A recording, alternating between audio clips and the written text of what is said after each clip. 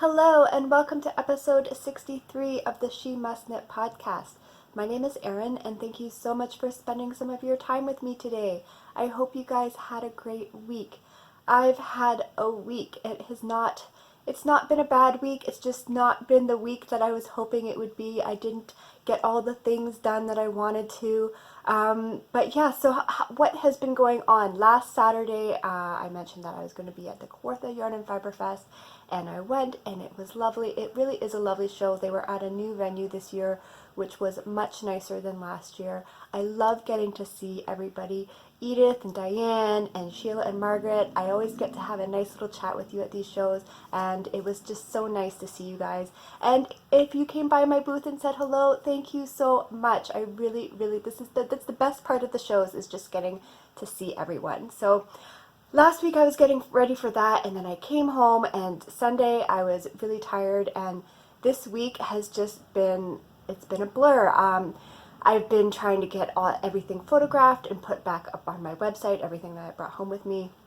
I was supposed to be working on the collection this week, and I will tell you why that didn't happen in a minute. I had a whole bunch of custom orders to do, plus all the knitting I wanted to do, but you know, there's priorities too, right? So I didn't get everything done I wanted to. And then, yeah, so I'm just going to tell you right now, this was normally supposed to be a collection week, but Monday morning, first thing, Dennis left for work, and within about 30 minutes or so, I got a text, and he said on his way to work, all of a sudden there was sparks flying and all kinds of, you know, not normal things sputtering out of his car, and everything was fine. He made it to work, and he made it home, even though I told him to, you know, get towed. But anyway, he made it home.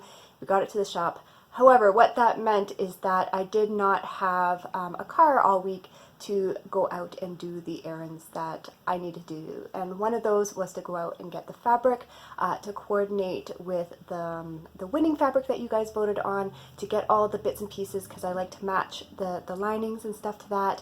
I did not get to do that when I was planning to. So there is not going to be a collection this week.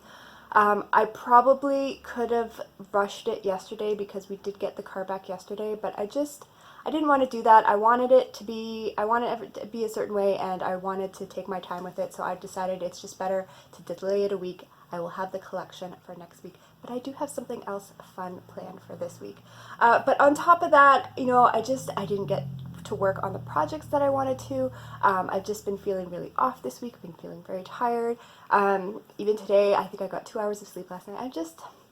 It's just been one of those weeks. It's just not been the ideal week, but that's okay. It's okay. We've got knitting. Knitting makes everything better. I do have some things to share with you. What do I have? I have a finished project, even though it's probably not the one that you're expecting to see. And then I have progress on 2 other projects that you've seen in the past. I have a new cast on. I wanted to share with you the thing that I bought, the one thing that I bought at the Kawartha show. And then the fun little extra. So there's going to be an extra little special bit at the end of this episode. If you follow me on Instagram, you will know that I enjoy sharing my weekly makeup challenges on there. I give myself a little challenge every week with my collection, and then I post pictures of the things that I do with it. And I've gotten some really, really lovely comments on that, especially this past week. Sheila, thank you so much. You just said some really lovely words, and you said that you wanted to see more about application and how I put colors together and what I do. So because I didn't have the collection this week, I thought it might be fun to do a little add-on at the end where I walk you through and I show you. This morning, I took all the footage this morning about how I created this very purple look. So that is going to be at the end. If you are not interested in seeing that, the knitting portion of this episode is probably going to be on the shorter end, more like it usually is, and then you can, you know, go on your way to another podcast after that. But if that's something that you're curious about and that you'd be interested in, that will be at the end. So let's get started. I'm going to take a quick sip of my beverage. I don't have coffee right now. I haven't made it. I've been doing stuff. I haven't even had a chance to make my coffee today. So what I have is, it's like it's root beer. It's a root beer kind of sugar-free flavored something or other. That's, yeah, it tastes like root beer. I love root beer, but I don't have to worry about the sugar that is normally in a root beer. So that's what I have. It's quite tasty. And then I think we're just going to get started right into the project. So I'm going to start with the thing that I finished. And even this project was such an ordeal. I didn't think, this was the one thing that I thought, okay, I can at least get this done to show you this week. And even this was fighting me the whole time. I wasn't sure if I was going to get it done. I know you're probably expecting to see the lace pullover, but I will get to that in a minute. The project that I actually did finish was my spinning project. Last week I showed you the progress on my, I call it my Mystic Spin, but the colorway was actually called Earth Magic. This is the bag that it came in, and it was from Blue Mountain Handcrafts, and it was these prepared roll eggs. And I had progress on that last week, so I had about 3 out of the 7 roll eggs spun up, and I honestly didn't think it was going to be a problem to get the rest of the 4 roll eggs done and then plied and everything, except my wheel. My wheel was giving me fits. You may remember several episodes, probably the last time I was talking about spinning, I was saying how Mr. T had chewed through the dry band on my wheel. And it's the type of rubber that you're able to melt it and kind of fuse it back together. And I had done that, and that got me through that project. And it got me through quite a bit of spinning these roll eggs. But last night, I was working on like my final, I had 1 or 2 roll eggs left, and I was working on those, and it snapped again. And I was like, oh, really? So I fused it back together again, and I gave it a little break. I went and I worked on something else just to let it kind of set. And I put it back on, and I was able to get spinning again, and this morning I was doing a little bit more spinning, and then it snapped again. And I was so close. I think it snapped while I was plying, and I was like, I just have a little bit more to go. Just get me through this one project, and I will get you a new drive band. Just please. So I fused it back together again, and it got me through the plying, but I am just, at this point, I don't have another spinning project that I have planned to put on my wheel right away. So I'm going to order a new drive band, and we'll just go from there. But I was able to get it plied and finished, and I'm really happy with it. It's quite pretty. I think it's quite pretty. So this is the Earth Magic roll egg spin, and I did mention how the way that this company prepares their roll eggs is that you can get different types of preps, and this was a smooth prep. So even though there are some little thicker bits, like here you can see this, I don't mind this kind of texture. It's still pretty even.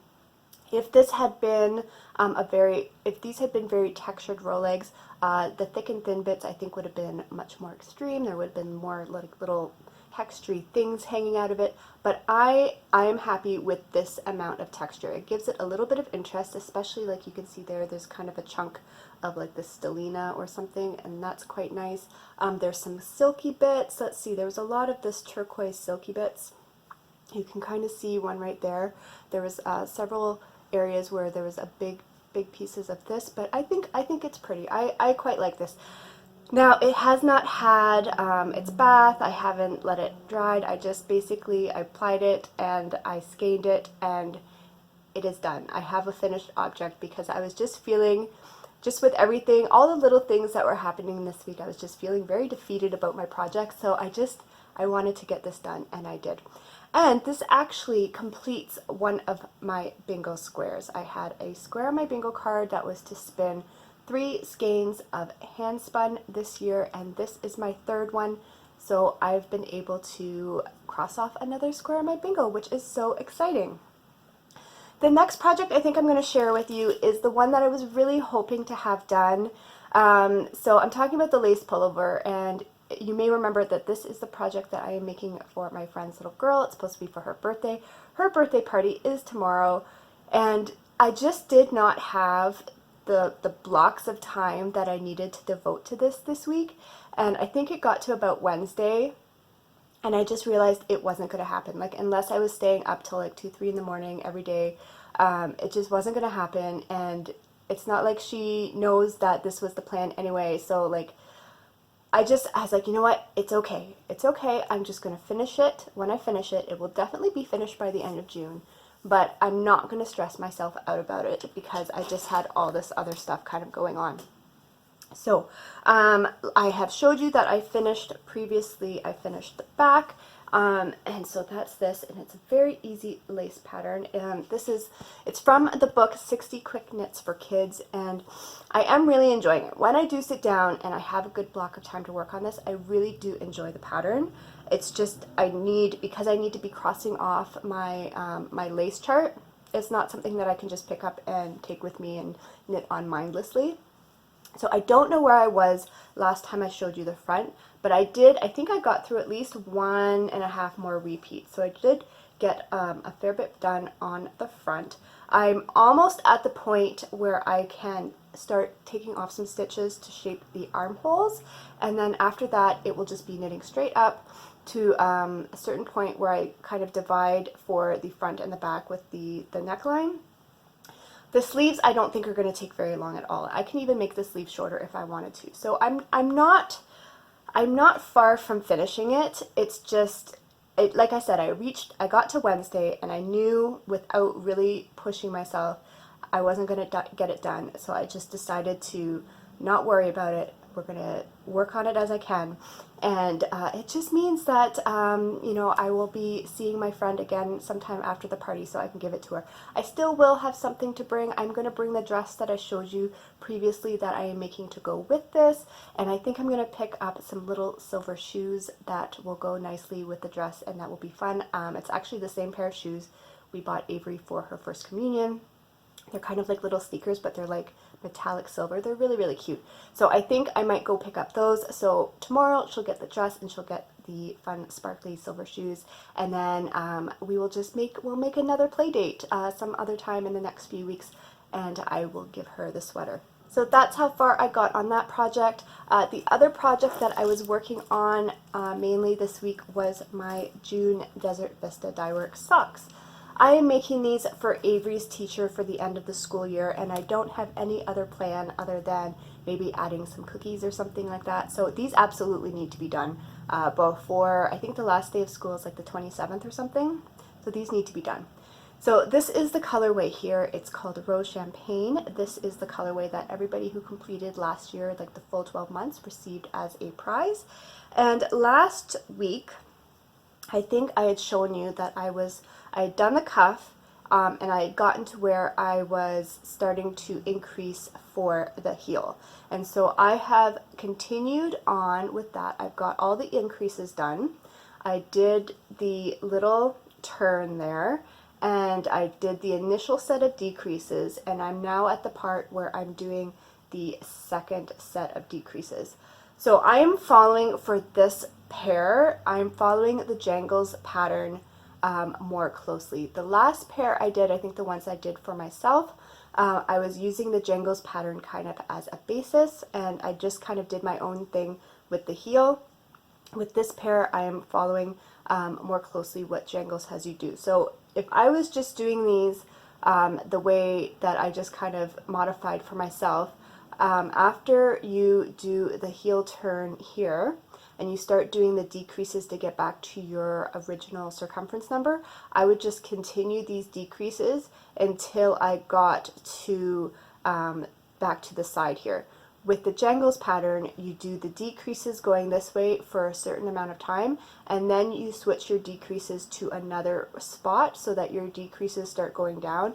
So it gives you this really nice effect with the ribbing, where you can see here how the ribbing kind of decreases down until you're only left with a couple of ribs, and that continues down the foot. It has a really nice look to it. So I am doing that for these socks. I am following the Jangles pattern. And I think at this point, because originally the reason I modified it was because the second time I did the pattern, I didn't bother looking at the pattern. I was like, oh, I know how to do this, and then I didn't know how to do it. Now, having done this pair, I think I would know how to do it. Now I know how the decreases change to give that different effect. So I'm almost at the point where I've decreased down to the number that I want to be at for the foot. So very soon I will be working on just the foot straight down to the toe. So today's the 14th, tomorrow's the 15th. I usually like to have the first sock done by about halfway through the month, so I'm a little bit behind, but I can usually get a fair bit of knitting done on my socks over the weekend, so hopefully I'll be able to catch up so that I can definitely have this pair done. So that's the other project that I worked mainly on. I did actually work a little bit on my Cumulus blouse, but I'm at the part where it's just around and around and around for the body, and I literally just put like 6 rows on it, so I didn't see a point in sharing that with you, but I will let you know that I did work on it. And then the other thing that I worked on is that I cast on my hand-spun socks. Last episode, I showed you 3 options for some hand-spun yarn that I was considering for my hand-spun socks. This is another square that is on my bingo card, and I didn't have a preference either way, so I thought I would show you the options and have you vote, and then I would just go with the one that you guys thought I should make my hand-spun socks in. And the overwhelming winner was the Tiddly Bits rainbow yarn. So this is what I've caked up, and last night I actually decided just to cast it on, and so I have a little bit to share with you to see, so you can see how it is knitting up. And I've got the ribbing started. So here is the start of my hand spun socks. The thickness of the yarn that I was able to get is very, very close to a fingering weight, but there are some parts that are a little bit thicker here and there, so I've decided to use a 2.25 millimeter needle for these. Usually for my socks, if it's a standard fingering weight yarn, I'm always using a 2 millimeter needle. So I went up slightly just because if there are thicker bits, I didn't want it to be like too dense and like, you know, crunchy. So I'm using a slightly bigger needle, but I am using around the same stitch count that I normally do. I'm starting with about 80 stitches, 2x1 rib. I'm going to do the leg, and then I'm going to follow kind of the same construction as the Jangle socks, just with, I think I'm just going to do a stockinette leg, so rib and then stockinette, just to keep things nice and simple. But I think this is knitting up really, really nicely so far. It's kind of, there's some barber pulling because of all the different colors. It looks like there's some striping going on as well. It's going to be fun to see how all the different colors will knit up. But yeah, this is like now my vanilla sock, and then I have the Jangles ones, which are mostly vanilla. I mean, there's a little bit more rib to them, but they're pretty easy too. I'm just going to be working on these here and there though, because the lace pullover is still my priority. I need to get that done by the end of June. And then also the Jangle socks, those need to be done by the end of June for sure. So that is all the knitting that I got done this week. Not very much, not as much as I wanted. I'm hoping next week will be a better week. I still have a lot of work. Like, I thought after the shows things would kind of die down and I'd be able to get back to my schedule, but I'm gonna have the collection next week now, and then I'm also gonna have the June mystery club that I'm gonna be working on.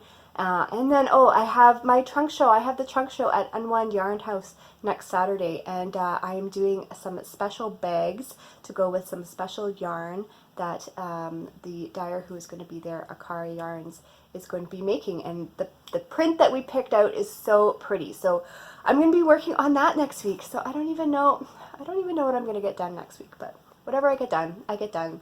And whatever I get done, I will share with you. So before we get to the last little bit with the makeup application, I'm just going to show you what I got at the Kawartha show. After my challenge last year to really kind of kill the urge to impulsively buy yarn, I'm not interested in buying yarn anymore, and so I wasn't even looking at that, but I did find a book. So my helper, this is actually because of my helper Carolyn. Carolyn was at the show with me helping, and she went off and she did some shopping, and she came back with this book, and I was like, oh, you know what? That would be a really nice addition to my library. And so I went to where she got it to see if they had another one, and they did. I've actually seen this. I think I've looked at this book on Knitpicks and stuff like that, but this is a vendor that at shows will often have books at discounted prices. So yeah, this was $12, and I thought that was a really good price. And what I like about it is that it's all these little dolls, but it's kind of a mix and match format. So you'll have all the body designs down here, and then all the heads designs down here, and you can kind of, I'm not going to show you, the other side is where the pattern is, but see, you can see, okay, I want this body, and then you can kind of flip the head bits, and let's say, you know, this head, and then you follow the patterns on the other side to get that. I just think it's really fun, and especially if you do projects for kids and stuff like that. Here's the basic form. But yeah, I just think it's really fun. Like I was going to give it to Avery. See, there's like a superhero ballerina type thing. I was going to give it to Avery and let her look through it and see if there was maybe a combination that she liked. I think for baby gifts and stuff, it would be really fun to look through there and just kind of mix and match. I think just as a basic foundation for a doll pattern, it's going to be kind of helpful to have. Like, I just thought it would be a good resource book to have in my library. So that is what I bought at the show. I was hoping to get a little felted sheet, but when I went back, the one that I saw that I liked was sold out. Maybe at another show I'll find him again, and that's it. So that is all the knitting I have for you this week. If that's all you're interested in, thank you so much for joining me today. I hope you have a wonderful weekend. If you are interested in seeing some makeup application and some certain tips that I have learned along the way in my makeup journey, then that is going to come up next. So if you're leaving me now, thank you so much. I will see you again next week. And if you're interested in the makeup, here you go. Good morning. So we are on location right now. Welcome to my boudoir. I thought it would be fun for this episode to go a little bit behind the scenes and share with you how I do my makeup in the morning. Usually on a filming day, I go a little extra crazy just because the lights, the bright lights kind of wash things out so I can be a little more colorful and it doesn't come across as, you know, really, really bright and bold on camera. But yeah, I've been getting a lot of really nice feedback on my Instagram page on some of the makeup looks I've been doing, and so I thought this might be a fun little addition to this week's episode. So if you follow me on Instagram, you know that I like to do a weekly makeup challenge. So it's just something that I do every week. I pick out a theme of products. It might be a brand, it might be a color, it might be a type of product that I use throughout the week just to rotate through my collection and to experiment with different things. And this week my challenge is to use mostly products from the brand Colourpop. It's a US based company, it's online, but they have some really, really fun products. So I got a little palette here. I pulled out all my little single shadows from Colourpop. This is what I've been working with through this week. I've already kind of played with this area over here, and I've played with these colors over here. So today I'd really, really like to play with the purples. I really, really like wearing purple eyeshadow, so I thought it would be fun to do a nice, fun purple look. So I'll be using some of these shades here. And then in my recent order, I picked up one of their new products, which is their loose pigments. So this is it here. And a loose pigment is just kind of like an eyeshadow that has not been pressed into a pan, and because of that you tend to get a bolder color payoff, and then these ones also have a lot of sparkle. So to use these, I'm just going, now I've never done this before, so we're just going to see how this goes, but in theory you use them with a damp brush, and that helps them adhere to your eyelid, and then also it helps to bring out the extra glimmer and stuff. The reason I picked this one, I did like the color, but this was from a collection that was themed around the zodiac, and this happens to be the crab, which is my sign. I am a Cancer, so I thought it would be fun to pick up this one. So we're going to play with this one today too. So we're going to get started. I've already done my eyebrows because you didn't need to go through that. If you're curious, I do like to use a brow pencil. I find for myself it is the most natural looking because I do have eyebrow hair, but because I am very fair and a lot of my hair is very light, my eyebrows are also very light, so just to add a little definition, I do like to use a pencil. And this one is from BH Cosmetics. It is my perfect brown. I don't feel the need to experiment with other companies, even though I've heard there are lots of good ones out there, because it can be very hard to find the right shade, and that is my perfect cool toned medium brown. So that is what I like to use. So before we get into the colors, what I like to do is go in and just lay a base down of just like a translucent powder or a light colored powder. It just allows the eyeshadows that you put on afterwards to blend a little easier, and you don't need anything special for this. I find this is the best application to use powders that I may have bought for my face that I don't like for my face. So that's what happened in this case. I bought this because I wanted a powder that was going to be not too mattifying, and this was supposed to be kind of like an illuminating powder. But by illuminating, they meant glitter. There's literally, when I put this on my face, it looks like Avery like threw a glitter bomb at my face. I don't like it for my face, but I really like it for using on my eyes, because if there's glitter on my eyes, that's okay. So we're just going to start off with a base of this just to lay down, and I'm going to be looking over here at my little mirror because I need to see what I'm doing, so I apologize if I look away. So we're just going to be laying this down, and I like to go right up to the brow bone. And I don't know if you'll be able to catch it on camera, but it actually adds a really nice glimmer. So I'm glad that I ended up trying this powder for this purpose, because I think it works really well for it.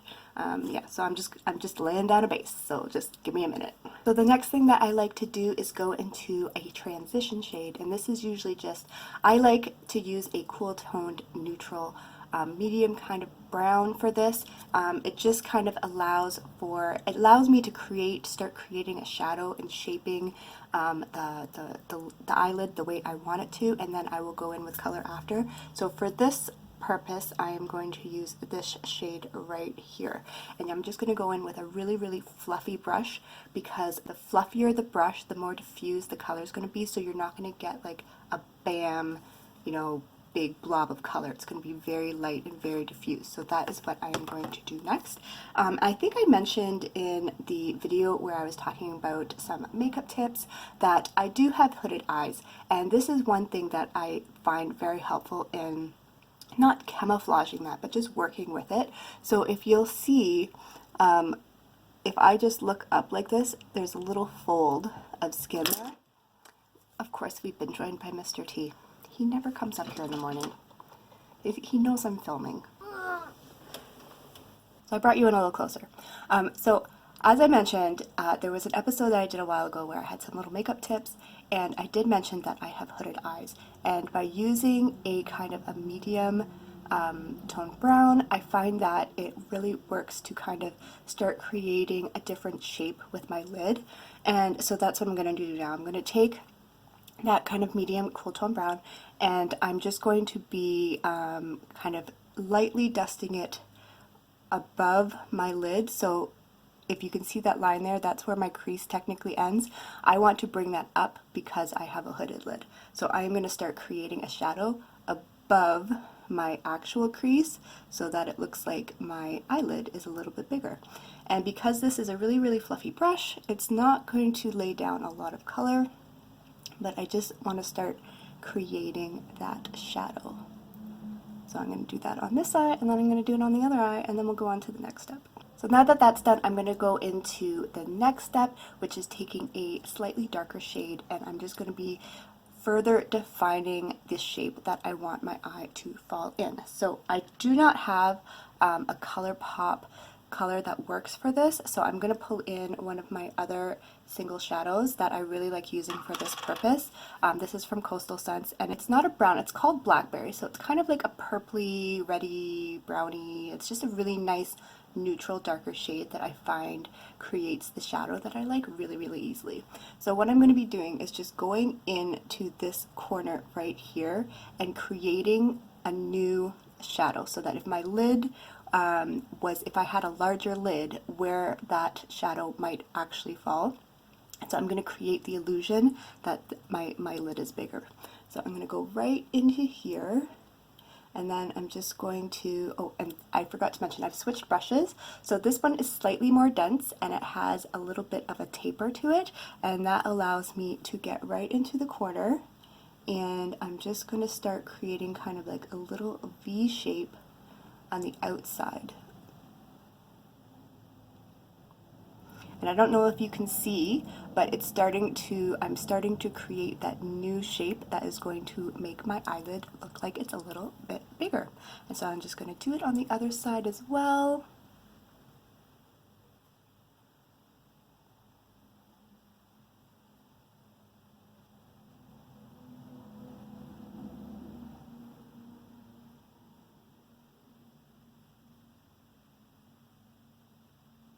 And I like to bring it down just so that it meets that lower lash line. And then after I get done putting down all the stuff that I want to put down, I will go in after and blend out the edges so it doesn't look so harsh. So that is the next step. And now it gets to the fun part. But before we get to the fun part, because I have hooded lids, I have found that some kind of eyeshadow primer is absolutely necessary in order to keep things on my lid. And then also, because the hood will fold over, it keeps it from the eyeshadow from moving around and transferring. So I'm just going to do that quickly. And I have found that I really, really like this one. This is one from Essence. You can get these at the drugstore. It's a very, very affordable brand. I've tried a bunch of different eyeshadow primers, and there's been a lot that I just really didn't like, and I do like this one. If I don't use this one, then usually I'm using like a concealer if I want to kind of neutralize the color of my eyelid. But this one is really nice. It's kind of sheer, and it's got a bit of like a pinky tint to it. You only need a very tiny little bit. But I'm going to do that next, because once we start putting on the shimmers and the sparkles and everything, it needs a base to stick down, and you just kind of blend that out so that it covers your entire lid. I think I need a little bit more. I was a little stingy on that one, so let's go put a little bit more on, and I'm just going to make sure that it covers my entire, like the entire area where I'm going to put my shimmery eyeshadows, that it covers that entire area. Okay, now we get to start the fun part. This is the part that I enjoy the most, is going into the colors and figuring out what I am going to do with them. I think my plan is I'm going to kind of define the outer corner where I put that darker shadow. I'm going to go over that a little bit. Do you hear that? Mr. T is making trouble. I'm going to go over that with one of these brighter purples, just to bring in that purple a little bit more. And then I think I'm going to go over my lid with one of these two, maybe this one. I don't think I've used this one this week. And I'm going to put that, I think, on the outer, so the outer and the inner corner of my lid, because then I'm going to be going into the center with the loose pigment. So that's the plan. We'll see if that continues. Sometimes I change my mind halfway through because it's not doing what I want it to do, but it's just eyeshadow. I find if you just keep adding stuff, usually you get to a point that it looks pretty good. So I am going to go in with a different brush. This is one that I use. This actually is from Colourpop. They didn't give it a name, so it's not a specific type of brush, but I find I really like this one for laying down my shimmer shades. So we are going to start with that kind of, I think we're going to start, let's go with like the pinky one. You'll see what happens here. You see that? It's so pretty. Colourpop just makes really nice, affordable single shadows, and I have decided for myself that I prefer to go the single shadow route versus buying lots of palettes, just because you know, your interests change and your colors, what you're drawn to, changes. And in watching a lot of the YouTube channels that I watch, people will get a new palette and they'll be all excited about it for, you know, the first couple of weeks, and then something new comes out, and then that first palette just kind of gets put aside and forgotten about, and I just see that as kind of a waste of money. So by using the single shadows, I can kind of use the colors I want, and if I see a palette come out that I'm really inspired by, I can kind of play around with similar colors. But then when something new comes out, I don't have a palette that, you know, is sitting around doing nothing. I just have singles that I can then rearrange into a different combination. And they have really, really unique colors. They do sales, and the recent order that I got was because of that. They had a sale, so I was able to pick up some of their new shades. So that's what we have so far. I don't know if you can see here. Let's see if we can zoom in. Hello, we'll get nice and close and personal. This is what I have so far. I just have it on the inside and the outside because I'm going to be doing something different on the middle. Let's see, maybe I'll bring in a little bit of this darker shade just on the outside. And then I think I am going to define the corners with that matte purple that I showed you earlier. So I'm going to go in again with my pointy little brush. And do I want the more blue purple or the more red purple? I think we're going to do the more blue purple. And I'm just going to do tiny, tiny, tiny, tiny tap because you don't want it to be too strong. And I'm just going to start defining that edge a little bit more.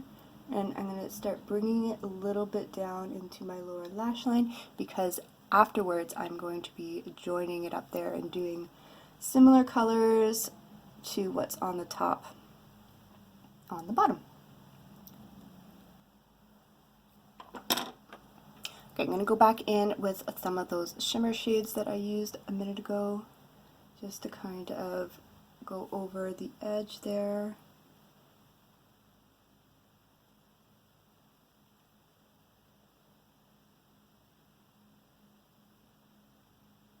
And then I think I'm going to be ready to bring in that pigment soon. And then after that we'll assess and see if there's anything that I need to add. I'm sorry guys, I messed up. I went to get a cloth just to clean up the sides of my shadow and I thought I pushed record again and I didn't, so you missed the whole thing. You missed the whole thing. I used the pigment. I've already got it on my eyes. It's pretty gleaming. It's very pretty. I will say that it was very simple. I just had to spray my brush with some primer spray that I had and then just kind of dip it in there and it just went on really, really, really easily. I'm really, really happy with how easy it was to use this loose pigment. I don't have a lot of loose pigments, and some of the loose, I do have another loose shadow from someone else that I just find it doesn't give an effect that's worth the extra work. Like, it's just easier to use a pressed shadow, but this was really, really easy. And I think the effect is really pretty. Like, I don't know, because I know I have a lot of natural light coming in, but I don't know if you can see, like, that is just a really, really pretty color. So I think next time I'm on the site there, I'm gonna have to look at some of the other colors they have. I have to say, I think I almost prefer this. I will have to see how it wears, but I think, if you remember, if you watched any of my holiday vlogging, I got some of these jelly shadows from them. This color here is very similar to this, and I found the loose pigment is a lot easier to work with than this. So we're going to have to see how this lasts over the day. But if it lasts really well, I really like how it's a really bold effect, a bold metallic effect, without having to worry about it drying out, because those jelly shadows will dry out over time. This pigment will last forever. Like, Avery will probably be using this when she's like 25 or something like that. So the value for money is a lot better with the loose pigments if it wears well. We'll see how it wears. So I really like how the lid looks. I feel like I have a little more pigment on this eye than this eye, so we're just going to add a little bit more over here.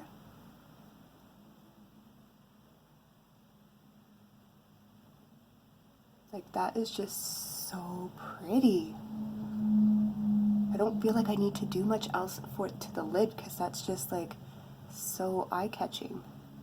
Okay, so I think what we are going to do is I'm just going to do a little blendy blend. I'm going to go back in with my nice big fluffy brush and the transition shade that we used earlier, and I'm just going to kind of blend over the top of where all the shadows are kind of mingling.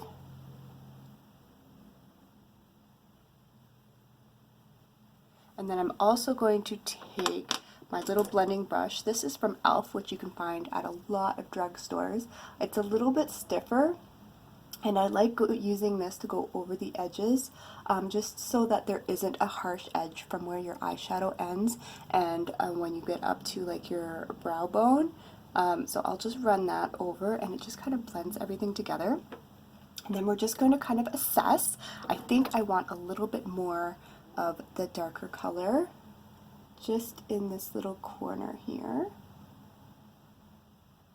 and then I'm going to add a little bit to the other side. But can you kind of see what using the shadows and then creating a new shape. Can you see how I've kind of created the illusion that my eyelid is much bigger than it is with the fold that I have? So now it looks like my eyelid is all the way up here, whereas this is actually where my crease is. I've made it look like it's a lot bigger. So it's the fun that you can do with makeup. You can make your face whatever you want it to be. So I think I like how that is looking so far.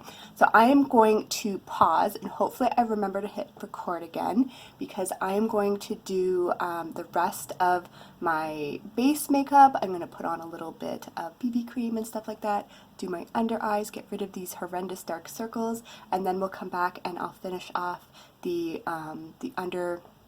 lower lash line and the mascara, all the fun bits. Those are all the fun bits. I love those finishing touches that just really pull everything together.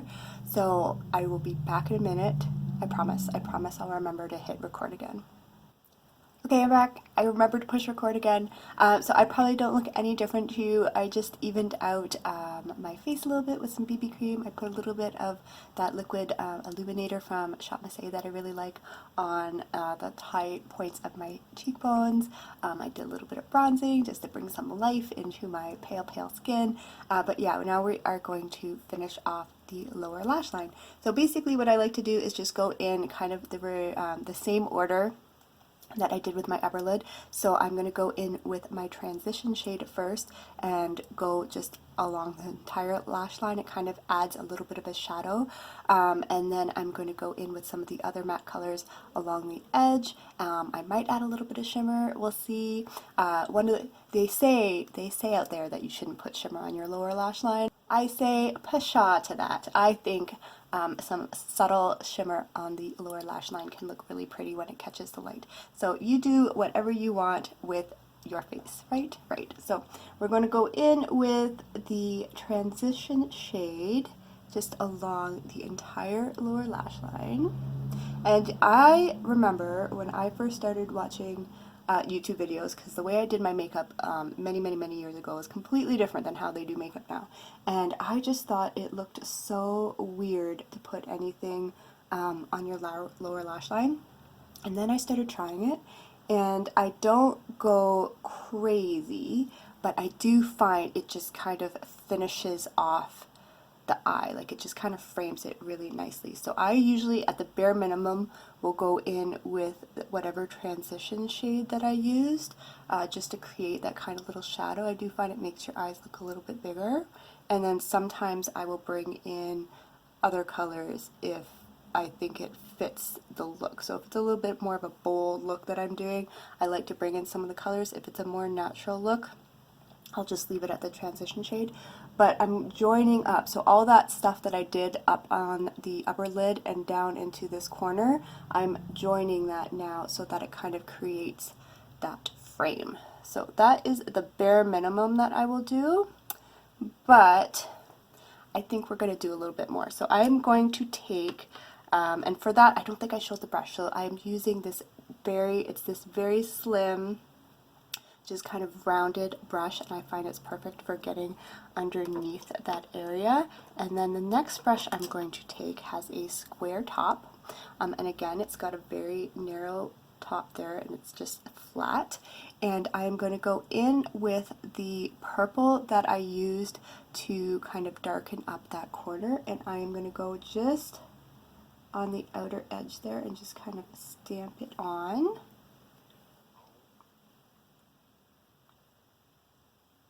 And then I think I might even go on my upper lid and do a little bit of a liner. I go through phases with using like a liquid liner, like a black liquid liner for my upper lid, and then also just using one of the shadows that I used, or a darker shadow, and just kind of lining it with that. So I think that's what I'm going to do today. So I'm just going to kind of stamp that darker purple kind of on the upper lid there, along the lash line.